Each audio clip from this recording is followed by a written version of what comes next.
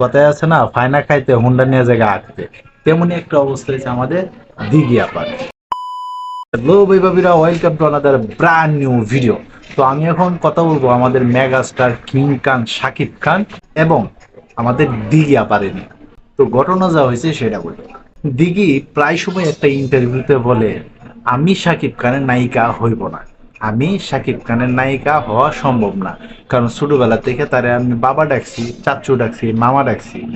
যেহেতু পূজা সিরি শাকিব খানের মামা, চাচু, আব্বা ডাকে নাই, তার জন্য পূজা সিরি নায়িকা হইতে পারবো, কিন্তু তিনি পারবে না, মানে আমাদের দিঘিয়াপা পারবে না। আপনার কথার কয়েকটা স্পষ্ট প্রমাণে কিন্তু আমাদের কাছে আছে। শাকিব খান পূজা সিরির সাথে বেশ কয়েকটা কিন্তু সিনেমা করছে, যার মাঝে বাগ্নি, বাস্তি অথবা মেয়ের ক্যারেক্টারও কিন্তু অভিনয় করছে।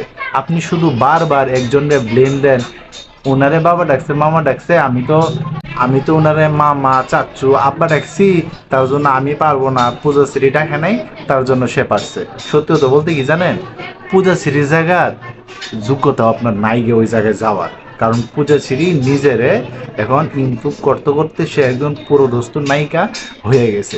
আপনি এখনো সেটা হইতে পারেন নাই। আপনার এখন পর্যন্ত যে কয়টা সিনেমা রিলিজ পাইছে, আপনি বলেন তো বুকে হাত দিয়ে আপনার কয়টা সিনেমা ব্যবসা করছে? আমার চোখে তেমন কিছু একটা পড়ে নাই। এই যে কয়দিন আগে একটা সিনেমা রিলিজ পাইছিল, যেটা কিনা হলের ভিতরে মাথা দুবড়ে পড়ে গেছে গা, কই ওটা তো ব্যবসা করে নাই। কিন্তু পূজা সিরিজ দেখেন, শান বলুন, পুরামুন টু বলুন, দহন বলুন, কি অসাধারণ তার অভিনয়। অনেকেই তো বলে যে নায়িকা শাবনুরের পরে ইন্ডাস্ট্রিতে নতুন আরেকটা নায়িকা হয়েছে পূজা সিরি। কই আপনারা নিয়ে তো কেউ বলে না। হ্যাঁ, একটা সময় ছিল যখন আপনারা মানুষে পছন্দ করতো, ওইটা তো সেই পিচ্ছি খাল, বড় খালে না, ঠিক না? তো বড় খাল দিয়ে যেহেতু পারতেছেন না, আপনিও নিজের এইভাবে তৈরি করুন।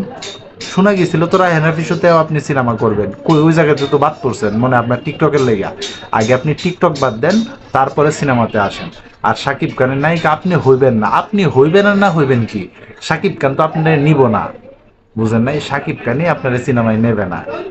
কারণ শাকিব খানের সাথে অভিনয় করতে হইলে তার অভিনয় জানতে হয়, আপনি অন্য পুরোপুরি জানেন না।